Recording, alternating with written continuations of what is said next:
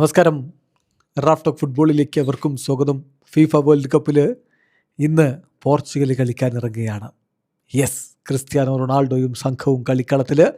രാത്രി ഇന്ത്യൻ സമയം 10:30 democratic republic of കോങ്കോക്കെതിരെയാണ് അവർ കളിക്കാനിറങ്ങുന്നത്. കളിക്ക് മുന്നോടിയായിട്ട് ഇന്നലെ മാധ്യമങ്ങളെ കണ്ടപ്പോൾ അവരുടെ കോച്ച് റോബർട്ടോ മാർട്ടിനസ് ഒരു സുപ്രധാന താരം ഇന്ന് കളിക്കില്ല, അദ്ദേഹം പരിക്കിൽ നിന്ന് പൂർണ്ണമായിട്ടും മുക്തനായിട്ടില്ല എന്ന് വ്യക്തമാക്കുകയുണ്ടായി. മറ്റാരുമല്ല, റൂബൻ ഡയസിൻ്റെ കാര്യമാണ് അദ്ദേഹം പറയുന്നത്. റൂബൻ ഡയസ് ഈ മത്സരം കളിക്കില്ല എന്ന് തന്നെ ഇപ്പോൾ കോച്ച് പറഞ്ഞിരിക്കുന്നു.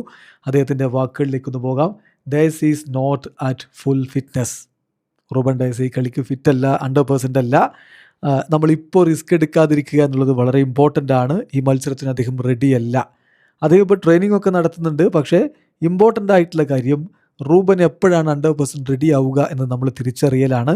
തീർച്ചയായിട്ടും അപ്പോൾ അദ്ദേഹത്തെ നമ്മൾ കളിക്കളത്തിലേക്ക് ഇറക്കും. ഈ മത്സരത്തിന് അദ്ദേഹം റെഡിയല്ല എന്നാണിപ്പോൾ കോച്ച് പറഞ്ഞിരിക്കുന്നത്. അതേസമയം ഈ മത്സരത്തിനായിട്ടൊരു കോച്ച് എന്ന നിലയിൽ താൻ വളരെ ഹാപ്പിയാണ് ടീമിൻ്റെ വർക്കിലെന്നും കളിക്ക് വേണ്ടി റെഡിയാണ് എന്നുകൂടി അദ്ദേഹം പറഞ്ഞു വെക്കുന്നുണ്ട്. ഇന്നത്തെ മത്സരത്തിൽ അങ്ങനെയെങ്കിൽ അവരുടെ ഒരു 11 ആരൊക്കെ ഉണ്ടാകും എന്ന ചോദ്യം സ്വാഭാവികമായിട്ടും ഉയരും.